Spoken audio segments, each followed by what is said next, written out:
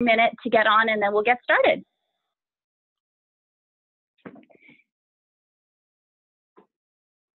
Just to make sure that everybody can hear me, if you can just type in the chat box yes or something acknowledging me, that would be great.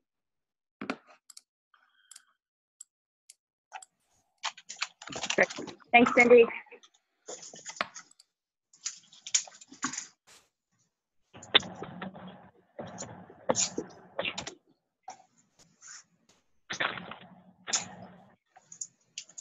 Stick this on the back of your phone.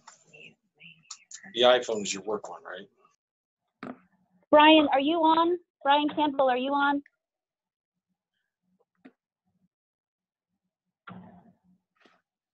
No, Carol Kuntz is on. Hi, I just came in. Hey, Carol, how are you? Hey, I'm well. How are you? Great, thanks. We'll just get started in a Brian has some agenda items, and I don't know if you have any as of this morning, but at least I can introduce you if that works. That works, yes. I do not have any agenda items. Okay. Great, Carol. Thank you. Mm-hmm.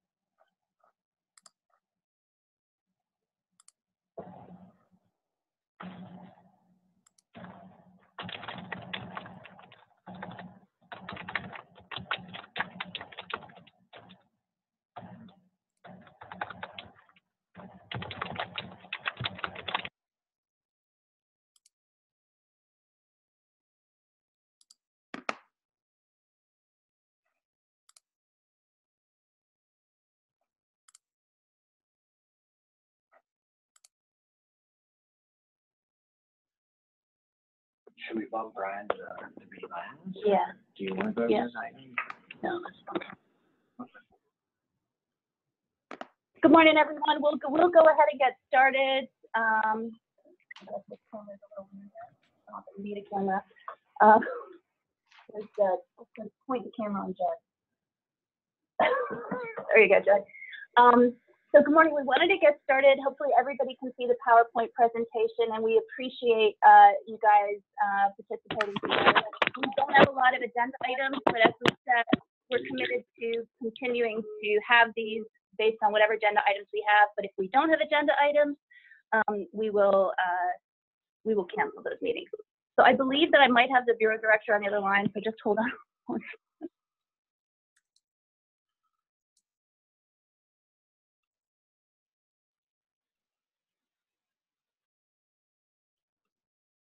Okay, let me see if I can get you some tech support. Hold on. Okay, thanks. Hold on one sec.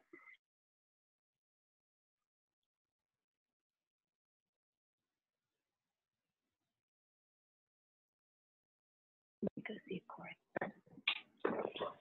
All right, so good morning. We've got Brian. He's just going to be running a little late. We've got some tech issues at TDE, so we're going to get tech support to him. Judd and I are here at Patton, so we'll go ahead and get started. And so wanted to just start with really putting a call out for our MTSS Academics Conference. It's being held in Gettysburg, October 17th through the 19th. And if you have schools that are interested, but due to the late turnaround time, weren't able to get registration in, et cetera, we will be able to help support them. We really want to target that support to high poverty districts. So if you have districts that you think would benefit from attending the conference and can't because of other issues, please just email me and we'll coordinate efforts around that. And so we'll make sure that when I send out the presentation today, that I also include the link to the conference. We're in a bit of a bind in the fact that the Penn link did not go out until until mid-September. So obviously that poses lots of problems for schools and IUs where you have to have 2 months travel approval to get your travel approved. So we'll work through that, but I wanted to just put a call out for folks regarding that. And although Judd has left the room to go ahead and try to get tech support for Brian Campbell, what I do want to just, I'll briefly kind of start his slides and then he can jump in. But thank you all for participating in the Carnegie Pathway training. There's been a lot of questions about how will the workbooks be purchased and supported. As you know, the workbooks are available. They're in the public domain, so they're available. But we are committed to purchasing those textbooks for you as needed. And so as we go through the year in the SSOS, we'll be looking at that. But now Judd is here, so Judd can take it over because I started STEM. Okay. Can you give Nikki? Yep. Good morning, folks. I think I'll just try to pick up where Angela left off.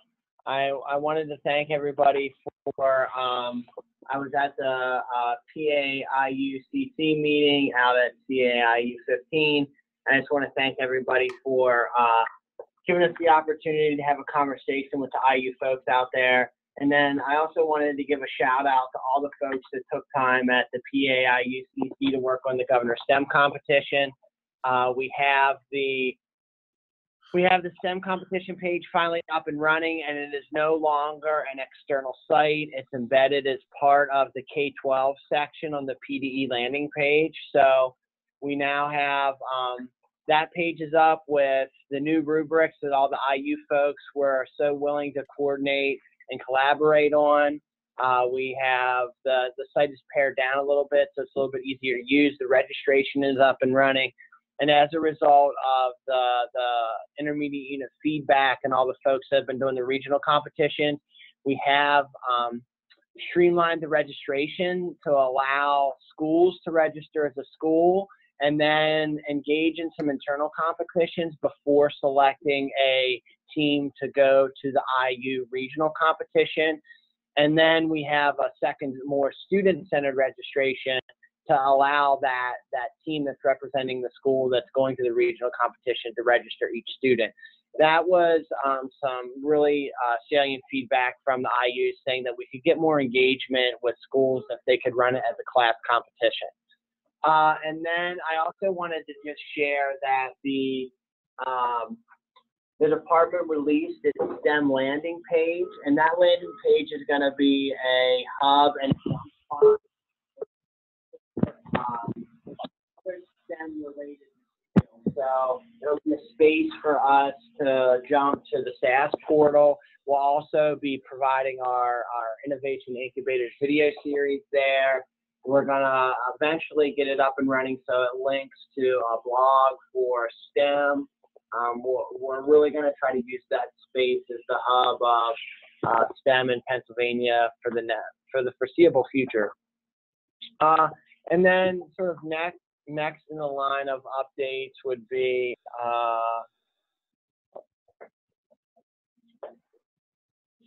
just the Carnegie STEM Pathway of Excellence and training. I want to thank all the IU folks for the travel that they did to get out to the Da Vinci Center there about 2 weeks ago, and then again for the travel to Delaware County Intermediate Unit on Monday and Tuesday. The feedback that I've received from the Carnegie folks has been nothing but positive. They've really enjoyed working with the IUs.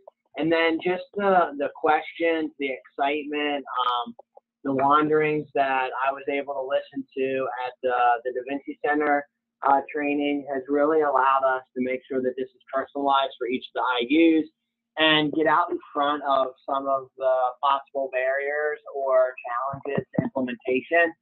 So as I think Angela was sharing, we are going to make sure that we're able to purchase the workbooks in bulk for each of the IUs. So I think the first purchase order is going to be about 1,000. And when we looked at the state system to support WorkScope, that's going to give us plenty of workbooks to run for the next year or two. And we're looking to try to get those workbooks purchased as soon as possible because I know several of the IUs have the Carnegie training scheduled already, and we want to make sure that we can get that into the hands of the district. The quickest turnaround time that Carnegie had told us that once we put the order in, we can get those within 2 weeks to 10 days. So we're looking at amending the contract with them so we can get that up and running as soon as possible. And then I just wanted to remind folks that we are having the Carnegie work group. So we'll take those IU individuals that are implementing the Carnegie pathway with a building or a district and make sure that we have a support group around that so that we can continue to be proactive about any questions, share the success stories, and just really be supportive around the technical assistance as we take a district through those emerging and then up to advanced workshops. So I am really thankful for being able to be at the first Da Vinci Center training and just to get to see the excitement of our IU partners. And so we'll have the next training here in Harrisburg, the 28th and 29th, and then in response to the travel concerns, we will be holding a training out at the Westmoreland IU in their makerspace on November 1st and 2nd.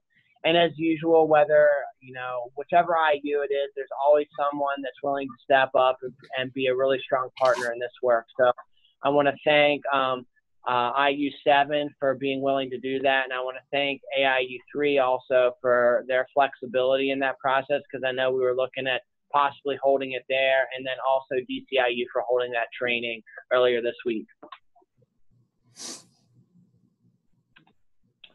So the next 3 slides are going to be around a couple asks that we have. As you know, and as you've heard me mention, we're part of a 13-state partnership known as the Access Grant. And that grant is really looking to ensure that we have coherent systems, both horizontally and vertically across STEM education in the Commonwealth. And as part of that, in year 1,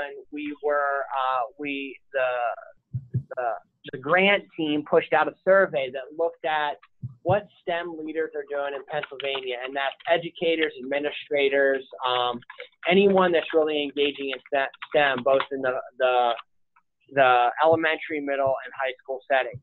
And we're looking to push that survey out again this year. And the survey link is on the screen. It's focused on culturally responsive instructional practices, formative assessment, and 3-dimensional learning.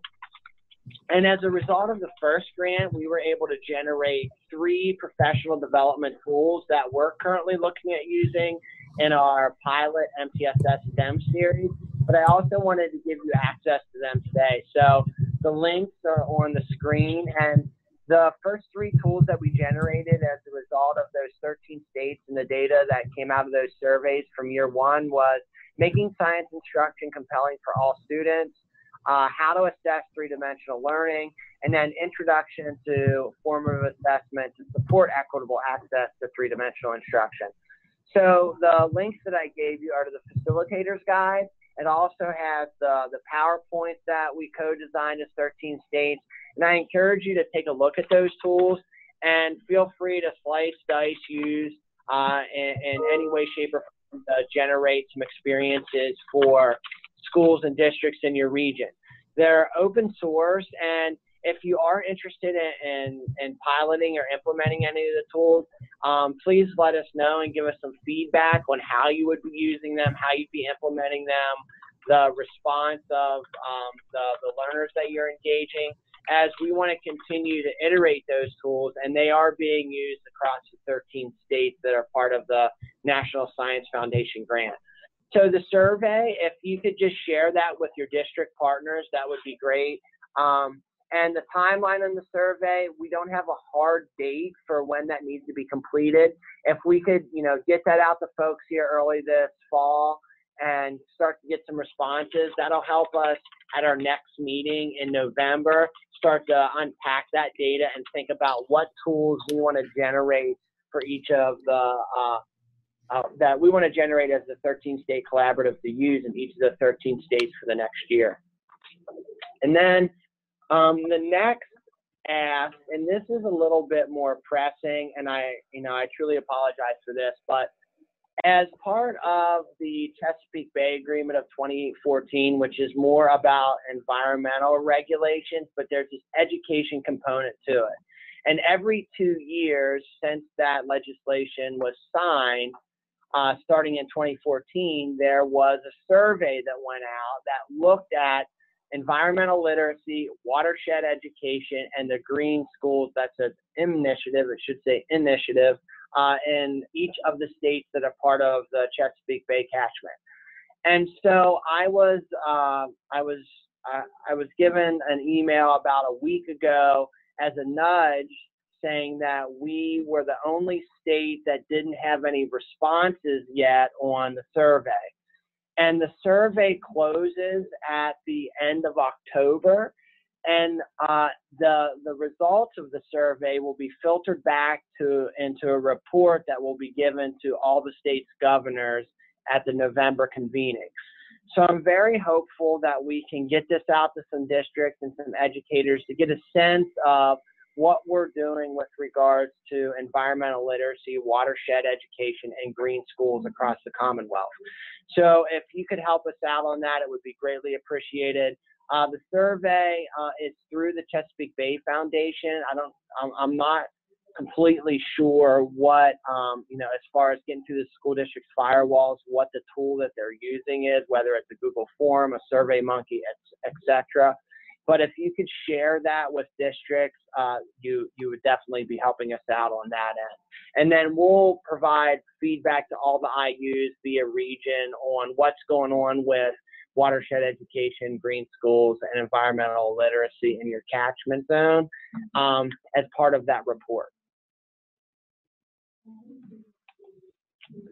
And on just to kind of wrap up on that ELIT survey, I think moving forward, we'll have a better understanding of what's going on. We're going to make sure that we have the right folks at the table for the conversation and the emails, because this was actually sent out to some folks back in the summer is when this was supposed to start taking root. So we'll make sure that in the next round, and I guess it would be 18, 19, that we have that we have the survey out in plenty of time, so it's not such a push to get this done. And then the final piece is the STEM schools that teach fall tour. I want to thank everyone for sharing that with their schools and being creative about getting museums, libraries, events on the calendar. That fall tour is extending into February.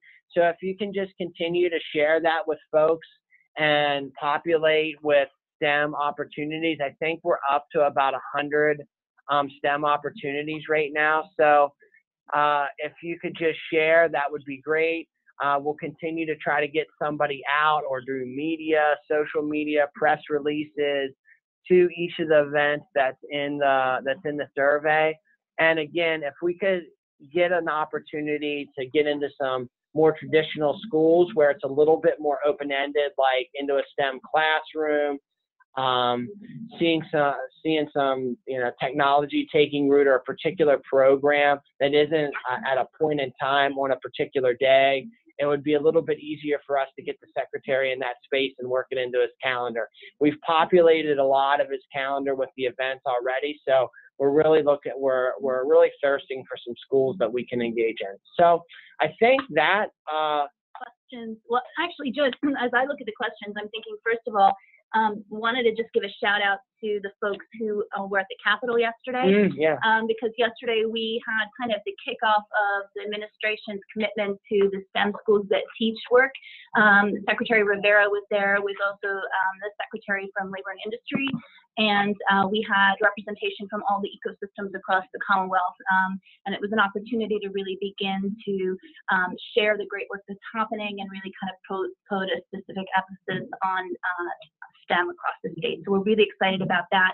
And additionally, we will be sending a Pennsylvania delegation. We got confirmation to the Computer Science for All event in St. Louis, October 15th through 17th. So we're very excited about that also. So there's some questions here for Judd, and as he's reviewing those questions, I'm going to see if we are able to get Brian connected. So Judd, those are the questions there. So the registration for November 1st and 2nd, Westmoreland IU, what I did for that was I just pulled all of the folks from the West that were registered for the Eastern trainings, and then put that into a file and share that with our CSC partners. But that's a good reminder, Sue. I will push out an email that has the list of folks, and then if there's anyone else that needs to register, just shoot me an email, because we didn't generate a courseware registration for that like we did for the other one. So it's a little bit more on the fly with regards to the November 1st and 2nd training. The STEM survey link, yeah, if you could, so the schools that teach survey, if you could share that with folks to populate events. And then as far as the link for the eLit survey and for the National Science Foundation grant survey, yeah, if you would share that out with districts, that would be great. You know, the more response we get, especially for really for both surveys, but for the access survey, it'll better allow the 13 states to generate new tools that are responsive to the needs of the state. So the more diversity that we get in that survey, the better.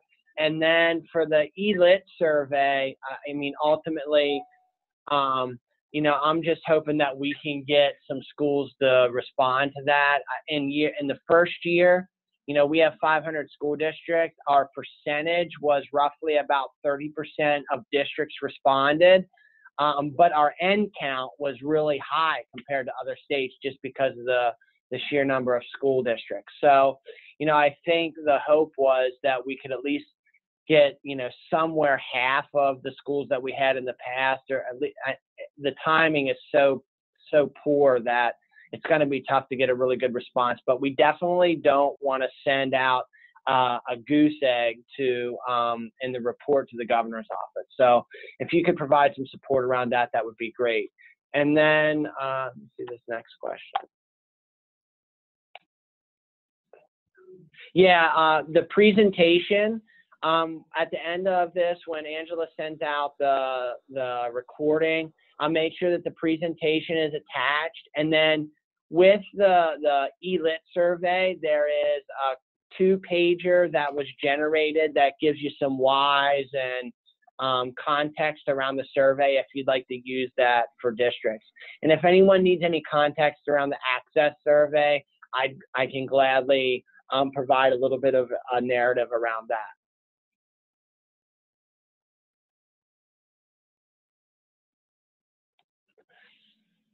The Google link. Lori, are you referring to the Google link for the STEM schools that teach survey?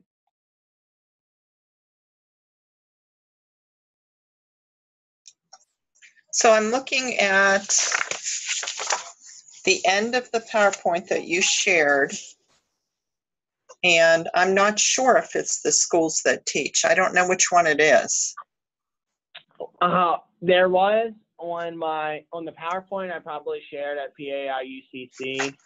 On the last slide, I think I do have a Google survey, and that survey at the end of that slide is just for folks to fill out if they want to be part of the STEM advisory committee, and it gives me like your contact information. Okay, so thank you. That clarifies that. Yeah, no, not a problem. And I usually put that at the end of all the presentations when I'm on the road, just so folks, I can capture any participants that want to engage, that kind of thing. Okay. But as far as the other surveys, I can make sure in the email that it's, you know, eLit link, schools that teach link, and access grant link survey. And then we'll make sure that you guys get all that data, and we won't give it to you in a raw form for you guys to unpack. We'll make sure to synthesize that so that it's valuable for you. That sounds good. Thank you. You bet. So it looks like we have Brian on. I just need to unmute him. While I'm going about doing that, also, and but just the last STEM reminder. Remember, we got the awesome, exciting MTSS STEM conference coming up in October. We're gonna have some great speakers. Philip Bell is going to be speaking, and he's part of that access grant work. So he'll be able to talk to this idea of equity and access to STEM learning. We got a wonderful speaker coming in from Oklahoma. She's their chief science officer to talk about some of the great work that they're doing out in Oklahoma. So please share that registration and link, and hopefully you'll be able to come out and see and listen to some of those wonderful speakers and see what great work some of the districts are doing, not only in STEM, but math, literacy, family engagement, etc. across the state. Great. So Brian, it looks like I tried to unmute you. I hope you are unmuted. Can you see if you are? I am speaking. Can you hear me? Yes, we can. Yay, thank you. Fantastic. This is the segue from the state technology lead to the technology impaired. Cool. Yeah, good. Okay. Thanks, Angela. Apologize. It took me a minute to get on. Angela's folks are phenomenal, though, and helped me out. I had a bad password. What I kind of want to talk about today, and it is actually a good segue to have Judd with us. As we look at the state, the ESSA plan, as you know, was submitted on the 18th. A lot of the webinars, and if you've seen any of the world tour from the Deputy Secretary, STEM, or myself, or the few people in OESC that are around talking, you know there's been a lot of talk about the career readiness indicator in Pennsylvania. And I can give you a quick fun fact. In the submission of the plan, we got this confirmed for certain with CCSO as we worked through them with the submission. Pennsylvania is, to this point, we're the first state to submit a career readiness indicator that's measured through performance assessment, performance tasks, and not through a standardized test. And we are the only state that has proposed measuring it in the K-5 career band. So Pennsylvania is really out front in this career pathways space, and this is really something that we're excited about. And this is definitely one of the governor and one of Secretary Rivera's main initiatives. And as you guys know, it was part of the state system of support work and things like that, because we believe in it that much, and we know this is a very important initiative. And anything that is a new indicator, is going to cause a certain amount of angst, and there's going to be a certain amount of work we need to do as leadership, and that we need obviously your help with as our boots on the ground to go out there and really get this done. So we're really excited about this possibility. There is a pretty extensive guidance document that will be released. I hate to use the phrase any day now, but literally any day now. It has gone through all the internal processes at PDE. I know the governor would like to release something, he and the secretary, something flashy before it comes out. So that's the stage we're on. But this is, it is finished, and it's sitting with press, and it's ready to go. A few people that have gotten to preview it a little bit. I did get to run through a few parts of it with some small groups. We've had some stakeholder engagement. I had a group that had a few IU folks in it. Primarily, it was building level administrators in the school and things like that. We've gotten really positive feedback. So what we are looking at is the concept of both immediate sort of technical support, and then I don't want to say long-term, but a little longer range, as in toward the end of this calendar year, some professional development in the rollout of this indicator. And we very much want to model what we have done after how we've done STEM and what Judd has done, because we found that to be probably the most effective rollout PD's put together in a long, long time. And I know a lot of that's Judd, and I know we can't recreate it part and parcel, but we are going to steal the model and see if we can't do at least a decent job putting this out. So we are going to look at a very similar concept in the idea of wanting 9 regional points of contact. Whether we run that through the 9 regional lead folks that are on the kind of overall team, the governance team there, if those people know, better people. If someone's kind of set up to do this, I know in some regions, one IU handles one thing, one handles the other. I know the bigger ones handle a little bit of everything. However it is you guys think best, we're going to go with the concept of some lead folks as lead points of contact, so that we can get folks the technical assistance and the critical feedback and things like that they need sort of right away. So what we would do with those names first, we'd ask you, give you a little time, and we'd ask you to kind of submit those names. What PDE would look at is when we roll out this guidance document with a webinar or whatever it is we do as we release it, this would be your immediate, if you have a question, call. And we would put, obviously, our office, my office at PDE, and then the 9 leads. Then what we want to do when we roll that out, because I realize we do not have time to turn a training schedule around, we need to roll this guidance document out pretty close to the corresponding PIMS release on October 1, because our first PIMS snapshot, remember, we are collecting data for 17-18 for the Future Ready Index in starting October 1. So from October 1 to the end of June, we're collecting the data that will formulate the first Future Ready PA Index. So we want the guidance to come out in a similar time frame with that first collection window. It may not be the first, but it will be very early in that first week of October. So then what we want to look at, we want to be able to give people some names right away, and we also want people to know that those names are formulating the training plan, that's the person that will contact them with dates for professional development. What we would then hope to do is push out some professional development in each of the 9 regions around the guidance document. So we would ask the leads to then identify a team in each of the regions that would be trained in a train-the-trainer model. We really hope virtual training. We're not 100% sure. Some folks are helping design that. If you know Mike Thompson is working on that with me. A few IU folks have had a lot of input. Connie Skipper at Berks and Linda Hippert out in Pittsburgh, and a few other people have some input on the training. So we're going to develop a training that we're going to push out. We hope virtually, but we may pull teams together. We'll have to see. It might be a patent tour or something, where we would train then a team in each region. And we would do this in October. It's strictly on the guidance. It would be so that when you go around, you can help people answer questions about integrating the career and work standards into their existing curriculums. It would be a lot of evidence collection, evaluating the evidence and things like that, because there are about 3,100 school buildings and they can't all call and say, hey, does this fulfill the indicator? That'll cripple the system. So we need to get them independent in their decision making. That's really what the training would be about.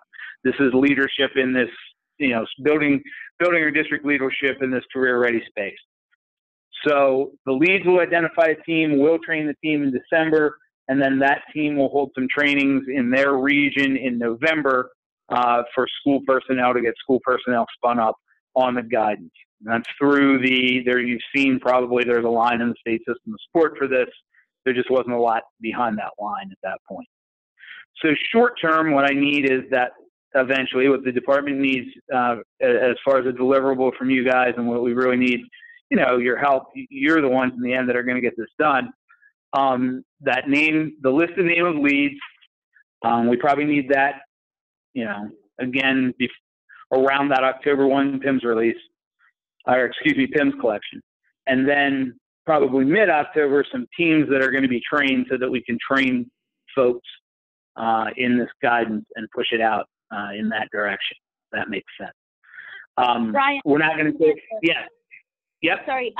So one of the things, and I first of all wanted to share with, today we have our leadership meeting, which includes everybody. It includes, and we still have to introduce you, Carol. It includes folks from Safe Schools, folks from PIMS, and folks from standards-based instruction. And then in addition to this group, we have then our monthly State System of Support leadership meeting, which we canceled last week. Yes, that's where we were going to start. Exactly. In the State System of Support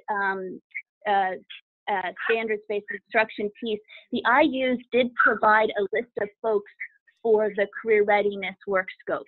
So we could also pull from that and see if that kind of addresses your needs, and then if not, maybe we talk with leadership also about if additional folks are needed. But That's fantastic.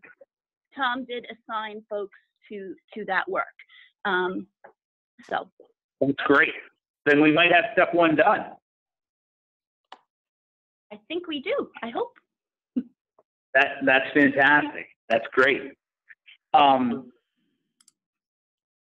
Yeah, and actually with that many folks there, one thing that maybe I preview is before these guidance documents come out, especially with the PIMS folks, there's still a lot of, I know when the world tour went around for feedback very early on about this indicator, and there was a lot of talk around measuring this in hours, we got very strong response that was not appropriate. We got that from educators. We got that from industry partners. That was pretty resounding. So you will see when these guidance documents come out and when we do put these groups through the training, you'll see now that we're working in pieces of evidence. This is a task-based thing. It really is the portfolio, building the career portfolio and the career assessment. So it is evidences in each grade band that the standards have been met. And we got a lot of positive feedback. Like I said, we've run this through a lot of building folks, and I think we made some really positive changes, and we made this a lot easier to administer. The guidance is fairly clear, and the objective is very clear, and folks will get it. And the important thing to remember too, when we talk to folks, 339 was enacted in 2006. This is something everyone's doing. I mean, Judd highlights this all the time. We see great stuff from schools, and schools have been chomping at the bit in this space to develop programs and establish programs. We're simply accounting for and giving credit to schools for great work they're doing. So there's been a lot of positivity behind this. I think when you see it, this is not an indicator that is going to get you a lot of moans and groans, and we're adding something to your plate that is compliance or enforcement or things like that. I think you're going to get the opportunity as you participate in this, the IUs, to really, help schools recognize really positive things they're doing, and they're excited about that. And it's a nice counterbalance to the weight we've always put on standardized testing and reporting. This is a nice way for schools to pat themselves in the back.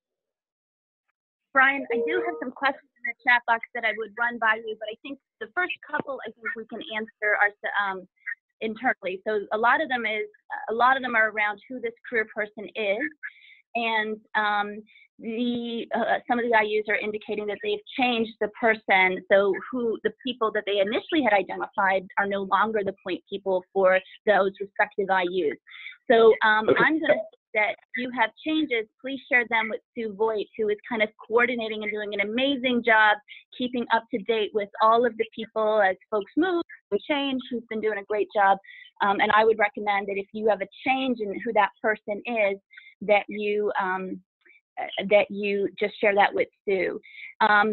Excuse me, Angela. Thanks, Sue. Go Angela, ahead, this Sue. is Sue. Yeah. So PAIU people, you saw how to make the change. I am finding out through some conversations right now that this list exists, because I had been out at a district all day yesterday. So I am, or most of the day yesterday, I will have PAIUCC people. I will have the category if you want to add the name or make that change yourself, and you know how to do that. I shared that at the meeting last week. Otherwise, please email them to me. My email address is svoigt, SVOIGT, no H, in that, at caiu.org. Thanks. Great. That's great. And with Sue taking that on, if that's okay, I'm perfectly content letting her be the gatekeeper and giving her a few days and folks a few days there to respond, or a week or two to respond. And when she feels good about the list, if Sue wants to be the official gatekeeper and forward me that list when she feels it's finalized, that would be phenomenal. Thanks, Brian. Sue's been great because she's been coordinating it for all of SSOS, because as you know, the folks are changing constantly. So she's been great in kind of managing that for PAIU. She all right. she grew up in Pittsburgh with me, so she's on top of it. She's a smart girl. All right, let me see what other kind of questions we have in here, specific to,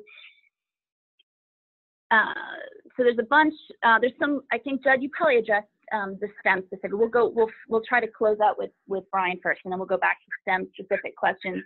I think, folks, I do think that as Brian shared, I know he shared as curriculum coordinators, I think what folks are going to be, a lot of districts don't recognize yet that we'll be collecting data for 17-18. So that is why it's so important that the PIMS folks that are on the call today, because you need to be aware that those changes are going to be coming, and that the PIMS will require that there's some level of evidence in those areas. So hopefully that, as we thought about being strategic to bring everybody together on these fourth Wednesdays of the month, it was so that programs could really inform the work we're doing in both academics and safe schools, and then what kind of data collection we're using that's driving everything, both our state and federal indicators.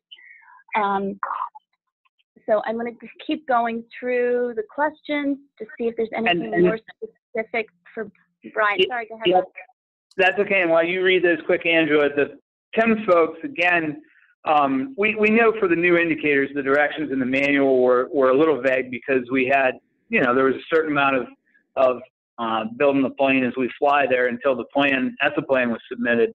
But the guidance documents are really going to help. But the one thing, for the PIMS folks that you can tell the administrators and the folks you're working with as you guys start on this early, this is a submission in 5th, 8th, and 11th grade, and it's a yes or no submission. So yes, this student has finished the required number of evidences for that grade band. And what really is going to happen, and this is what part of the IUs will be training people and people will look at, then at that point, it's going to come down to, you're going to report that. There's a lot of local control in this. The superintendent is going to sign the assurance, the ACS, and things like that. And then evidence is going to be looked at through audit, through PSSA audit specifically. And then because it is a federal indicator farther down the road, if something would happen that you're identified as CSI or TSI through this indicator, then obviously there'd be a little more stringent audit or things like that. So this is a process where I think of it a little bit like the SLO process, where you kept kind of 3 years worth of the evidence, but you signed off on it as a superintendent or a chief academic officer, and that's how this is going to look for the PIMS folks. Someone's going to just tell you yes or no down your 5th, 8th, and 11th grade list. We're going to turn that into a percentage, and then we'll look at evidence later on as we need to. And that acceptable evidence and hanging on to it and grading it and reporting it is a lot of what this training will be about. Thanks, Brian. I'm just looking at questions, and it looks like there's nothing specific. I think, Sue, you probably can see one from Heather asking if she can see who all the regional leads are. And so I'm sure, that master list is available for folks to look at. So those are the questions specific to Brian. Brian, I just give folks another minute. If you have a question, if you could type it in the chat box. And if not, I think, Brian, we're good. Great. And if we have, I have no problem giving you guys a week, a little more to clean that up. So even if we say end of next week, maybe Sue, if everybody feels good about the list, Sue and I will get together and she can shoot that to me. Great. So yeah, take the next week if you guys need to make a decision or to clean up your who's in that system, and next week Sue will pull it and get it to me. That'd be great. Yeah, and just so everybody that's online, Sue has put her email in the chat box, and she said that she's meeting with Tom Buck at 11 today to confirm the list and to set up the PIU website for the leads and the contact names. So it should be ready, she's saying, by early afternoon today. Wow. All right. Nice. All right, so Brian, thank you so much. We are also so lucky to have Carol Kuntz on today. And Carol has kind of taken on the work around safe schools, some of the work that, a lot of the work that Mike Kosep led, as well as a whole bunch of other things. So Carol, I just want to make sure that, just wanted to introduce you because a lot of your points of contact are on the call today. And although you didn't have any specific agenda items, I thought it would be an opportunity for you to kind of introduce yourself. So I think you're unmuted, but if you I am, yes. Can you all hear me? Yep, we can hear you. Okay, excellent. Good morning. Yeah, actually, I have just taken on the role as director of Safe Schools. So it is now an official title. And I'm really glad to be, pardon me? Congratulations. Oh, thank you. I'm sorry, it's been choppy on the line here. But yeah, I'm really excited about the work that's being done. A lot of the IUs are already involved with the school climate initiative that's being done with Stacy Molnar-Main, and really looking forward to that continuing this year and building a strong infrastructure to support the work that you're doing in the field and with the school districts. Also with the Office for Safe Schools, AEDY, or the Alternative Education, is now a component or part of that. And so we're working on creating a new application process, which actually is in place, and that the programs have been using in order to get their applications in to have programs up and running throughout the state. So it's been a pretty smooth process, and really happy and about the ease in which everybody's having in this new application process. So that is looking good. The other thing is that we just had a submission of grants for the school resource and police officers, program initiatives, and equipment for the schools and LEAs, and that list will be coming out of the recipients will be coming out in the beginning of October. And we had over 150 submissions. So it was a good group of looking at the grants that were awarded. And then also with the school services, Monica Washington has now taken over school services. And I know that's a key component for all of you, especially with the background checks and the change from Cogent to Morpho. And so we're still working on that. We haven't had an update with from DGSs yet. So we're looking at that still October deadline, hopefully, of changing over from Cogent to Morpho, that we're going to still have that a shorter period of time where there will be the inability for background checks to be done. And I know we've had many conversations, and I've put out emails with many of you regarding this, and I have a meeting with DGS tomorrow to see if we can have a more defined timeline so that I can get that out to you. But that's pretty much it for right now. So I look forward to continuing work with you in my new role and really getting to know you even more so. Thanks, Carol. We are so Sure. lucky, Commonwealth, to have Carol in this work because she's passionate about it and has tremendous expertise in the area. And we're just really excited that you now are officially the lead and really good things for kids. So thanks, Karen. Thank you. So now I'm going to go back and look at other questions that we have. And there are some questions specific to MTSS that I think will be really important to clarify. Roseanne was asking if folks had to be a part of MTSS work to date in order to participate in the conference. And the answer to that question is an unequivocal no. As you probably will see, if you've seen in our state plan, I believe it's 5.3 of our state plan. So section 5.3 of our ESSA state plan. Multi-tiered systems of support is used and characterized as our school improvement strategy for the Commonwealth under ESSA, which means we are going to be looking at how is core instruction meeting the needs of all kids, and then based on data, how are continuums of more intensive support provided to students based on their needs. And we've gotten a lot of kind of concern around STEM and MTSS because folks automatically go back and think about response to intervention. We really are trying to be very diligent about saying that response to intervention, or instruction and intervention as it was modified in 2006 by the department, that is a way to identify kids as specific learning disabled, and you have to have approval from the Commonwealth of Pennsylvania to do that, and you have to obviously have a robust multi-tiered system of support in place to do that. Currently, per IDEA and Chapter 14, and this is not going to change as far as we can see, we don't see reauthorization of IDEA for like another 2 years. If that, right now Perkins and higher ed are getting reauthorized. So we don't anticipate that. So currently under IDEA 2004 and Chapter 14, there are only 3 ways to use response to intervention for SLD determination: written language, mathematics, and reading. There is no science learning disability. And note that there is actually no way to use response to intervention to identify a child as emotionally disturbed using PBIS. So RTI, we really want to separate and divorce from multi-tiered systems of support, which we're seeing as a much more comprehensive approach to school improvement. So it's going to be a heavy lift, I think, for a lot of folks because we've played with language for the last 15 years in this area. But hopefully, as the department moves in this direction, and as we are about actioning work in LEAs that have been identified for comprehensive or targeted support under ESSA, that model of helping LEAs look at data to determine if systems are in place that support core instruction, both academically and socially and emotionally, and then what data systems do they have in place to provide more intensive supports as students need it, more as a comprehensive school improvement strategy. So that was a rather long-winded way to say, yes, please invite everybody.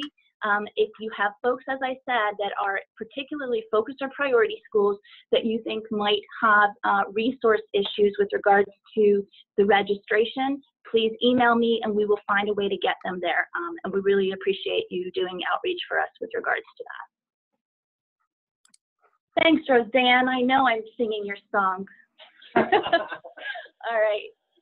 So I'm looking at emails, or I'm looking at chat box messages, and I don't see anything else. So want to just thank everybody for being on with us today. Excuse me, Angela? Yep. Yep. There's a question that both Jenny and I had, and I think it scrolled up a little bit.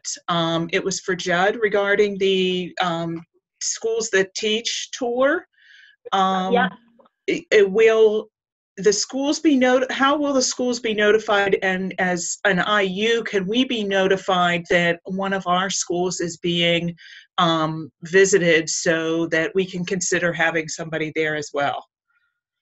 Yeah, without a doubt. So sort of the way the process goes, I curate the events through the Google Forum, and then I touch base with Pam Smith and Casey Smith, and they look at the secretary's calendar and try to figure out, well, they look at the secretary's calendar, Dr. Volkman's, the governor's, and Deputy Secretary Stem's calendar, and try to figure out, our charge was to do 2 events per week from now through February. So we've been trying to put those events and populate them into everyone's calendars, and then Casey and or Pam will reach out to the event or school or space coordinator to say, hey, we're going to be coming out. And then I usually get that list back. So when we have a good sense of where everybody's going, I can gladly reach out to each of the IUs and say, hey, Secretary Rivera will be in X spot on this day at this time, and make sure that you're in that loop. Or I'll just remind Casey that as part of that email chain that she generates, to ensure that somebody from the IU is looped in, so that you know that that's taking root. And if there's any good press around it, I'll make sure that Casey connects with the press folks at each of the IUs as well. So speaking of press, I also forgot to mention that last night PBS WLVT, which is the Bethlehem PBS station, aired a first part of a 2-part series on Pennsylvania's innovation incubators, and we anticipate that this PBS series will be shown on most PBS stations across the Commonwealth. So if you follow PDE's Twitter handle, or Patton's or mine or Judd's, you'll see that we've been tweeting about that. You will be able to see a teaser of the first kind of computer science for all innovation incubator that was used to kind of tease up this 2-part series. but we are in the process, as Judd said, is we're rolling out at MTSS these innovation incubators. They're going to be showcasing a lot of the work that they're doing. And then we're going to be rolling out a webinar series for all educators in the Commonwealth to disseminate best practices around STEM and STEM with a focus on computer science as we're looking to, as we're partnering with Code.org, as we've seen the current administration committing $200 million, and yesterday Code.org announcing a partnership with industry for another $300 million. So we're looking at $500 million for computer science moving forward. So we do know that there'll be an increased emphasis on that. So really excited about this PBS series. You can go to PDE website, you can see the press release, you can see the initial teaser videos, and as soon as we get an idea as to how these videos are going to be shared across the Commonwealth on other PBS stations, we'll make sure to also disseminate that information.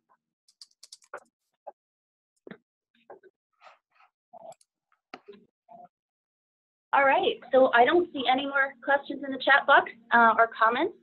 If folks have anything, just chime in. If not, thank you for your time this morning.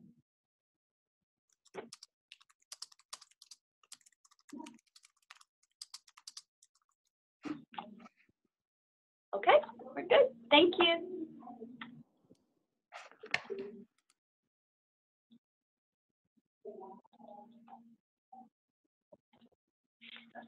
That's a great one. Oh,